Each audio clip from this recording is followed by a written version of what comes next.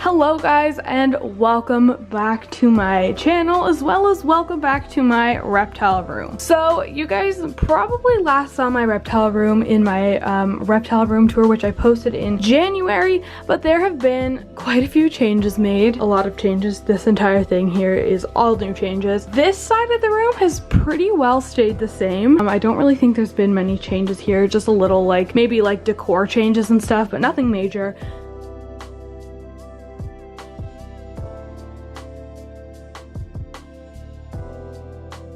All of this stuff over here is completely new. So I wanted to give you guys like an update over here. This isn't a full reptile room tour or anything because I do still have more work to be done, and then I'll probably do another one once it's finished.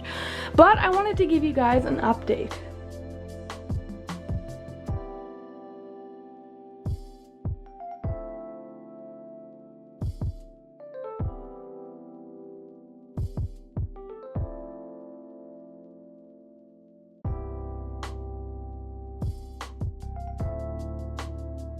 Over here there is 9 cages in this sort of shelving unit that my dad built me to like kind of custom fit all of these Excavator cages. You can see they're like a perfect fit in each one, but I do have 9 cages total. Only 7 of them actually have animals in them. So I have my children's python here,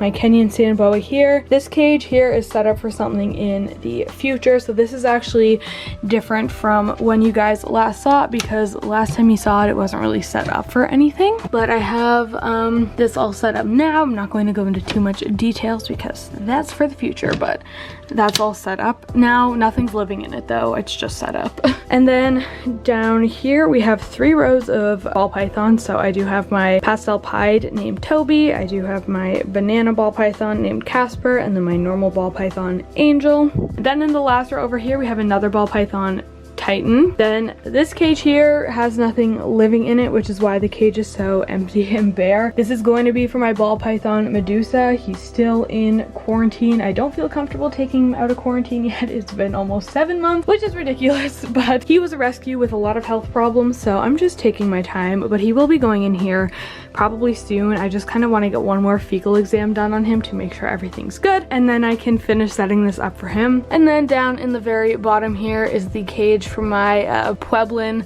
milk snake Rocky. So this is his cage here. There were a few changes made on this cage since you last saw it. I had to take the background out because he kept crawling behind it and wouldn't leave.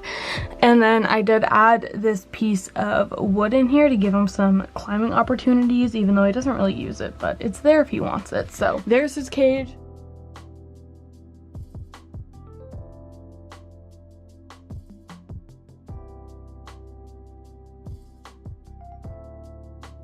And then right up top here, we do have my 2 tarantula cages there, and then we also have my crested gecko, my gargoyle gecko, and my standing stay gecko. These 2 cages here have had some changes done on them. That one is still the same. I do need to do some upgrades to that one, but it's still the same as you guys last saw. But these ones here have been upgraded, so these are some fully bioactive cages. I have the drainage layer, some soil, and then obviously all of the plants and whatnot, branches, cork, all that. So there's some changes that have been made to these cages here. But then all of the big changes come on this rack here. So this is a completely new rack that I got recently in order to set this whole thing up. Some of you guys may remember, the lights are all out, but in my living room here I used to have a rack which I replaced with these 2 cages.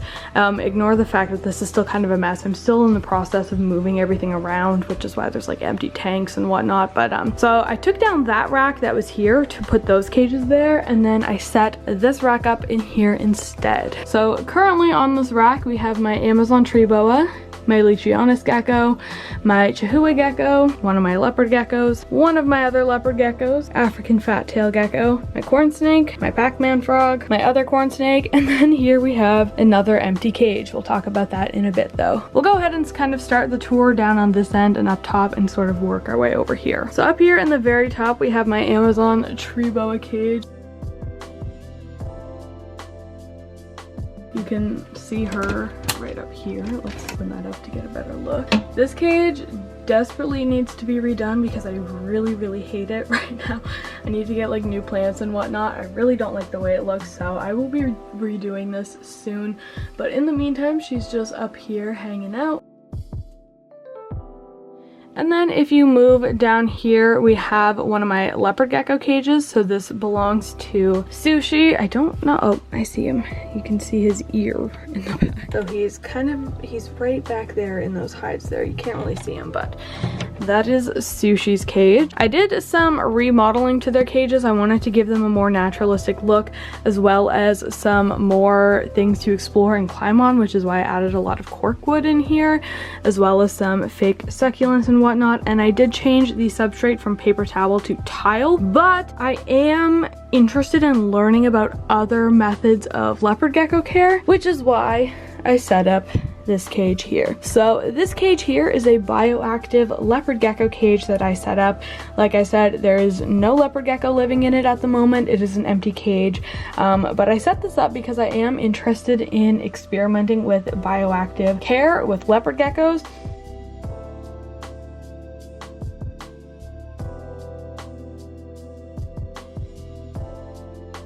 I know people do obviously have mixed opinions on that, which is why I'm kind of experimenting. I want to try both methods out for myself. I want to try, you know, like tile substrate, fake plants and whatnot. And then I also want to try out this method, you know, bioactive, where it does have a loose substrate, live plants and stuff like that. So I'm always interested in learning about new methods of caring for animals and trying them out for myself to see how my animals do with them, because I'm always looking to give my animals the best care possible. So I'm always open to new ideas and new suggestions, and I'm looking forward to trying this out to see how it works. But as of right now, Sushi is living in here. This is his current setup, and then we do have a similar setup for Pepper over here. Her cage doesn't have a light on it like the rest of the cages do, and that's because I've found she doesn't really seem to like the light very much. When the light is on, she tends to hide a lot more, whereas when she doesn't have a light on, she's a lot more active and comes out more. So I don't really think she liked the UVB that I tried out with her, so I did end up taking it off of her. But I mean, that's just kind of what you do when you have animals. You can try out new things. Sometimes it works, sometimes it doesn't. The UVB light worked amazing for Sushi, so that's why he still has it, but it just didn't really work out for Pepper, so she doesn't have it.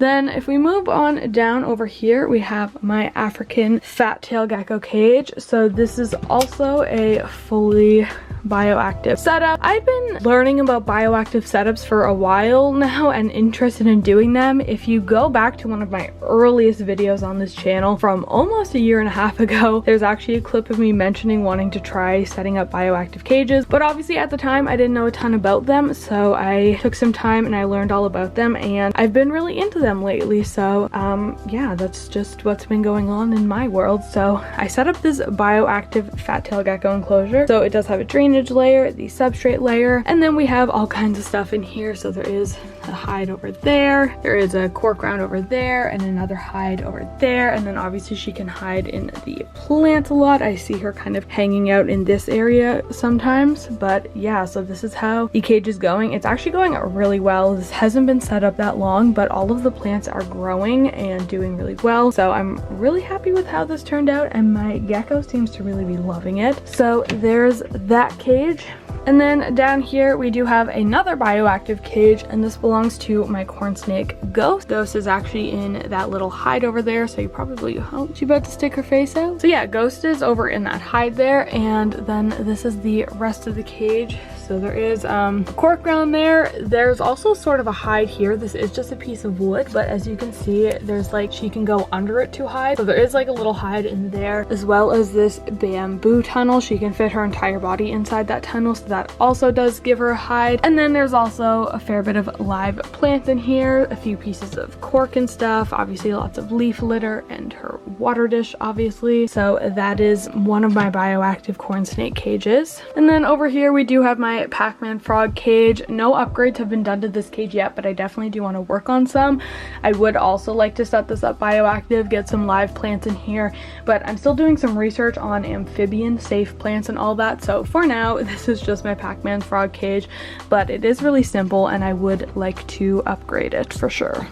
And then over here we have my other bioactive corn snake cage, and the light is all messed up here. So this one belongs to Tangerine, who is right over there. Oh, look, you can see one of the beetles in here.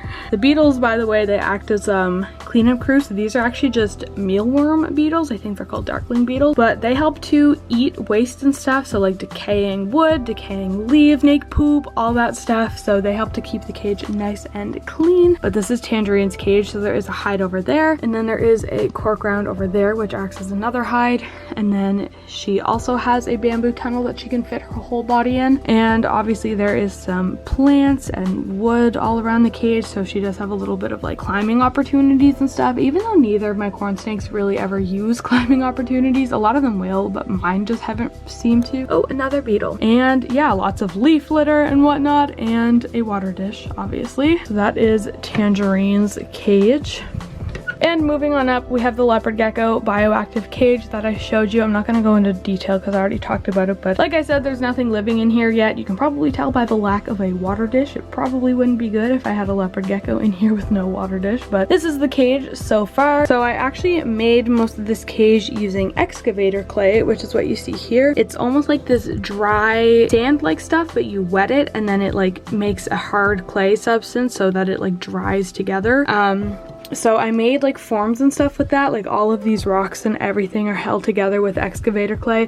I just covered it with the substrate so you can't really see it except for in that mound right there. But there's actually sort of two hides here. If I move this piece of cactus bark, there is one hide in there, and then there's another one right under there, piece of cactus bark. And then there is a cork round right there that a gecko could hide in. And of course they can climb on top of all of these rocks too. And then there is another hide over here, and as I mentioned, all of these rocks are like put in here with excavator clay, so they're not moving anywhere. Like there's no risk of them really like falling or anything because they're all hardened into place. They can, you know, they're not going anywhere. And then I do have this piece of grapevine that I also excavator clayed in place that gives them some climbing opportunities if they want to. Lots of little opportunities to climb in here, lots of hiding spots, so I'm really excited to try this cage out and see how my geckos like it. Could be a big fail or it could be a big success, who knows.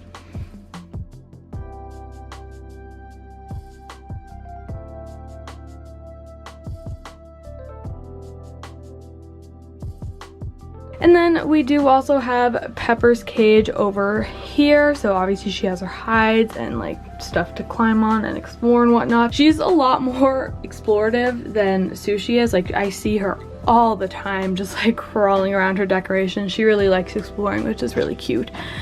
But that is her cage, and something new I've actually been trying out with Pepper is this deep heat projector by Arcadia. It's a form of heating. So now obviously this is overhead heating, but she does have belly heat as well. So you can see I am heating these with heat tape. Same on like this whole rack is being heated with heat tape. So this does give her belly heat along the back of the cage. So the back of the cage is the warm area and the cooler area is the front of the cage, if that makes sense. So she can go, and you can like see my reflection in my pajama shirt. So she can go like in the back of the cage in one of her hides and she can get belly heat. But then if she also wants to get some overhead heating, she can climb up here and sort of bask. It's something new I'm trying out, but she does seem to be liking it so far. Currently in that little cork round there.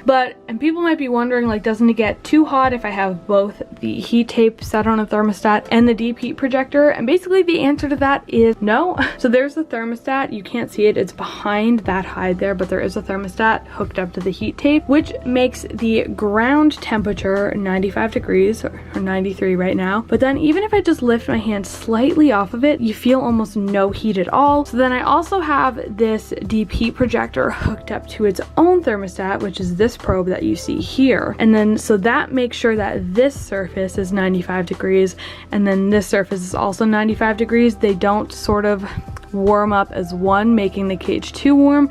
They're both on their own thermostat to heat up the cage separately.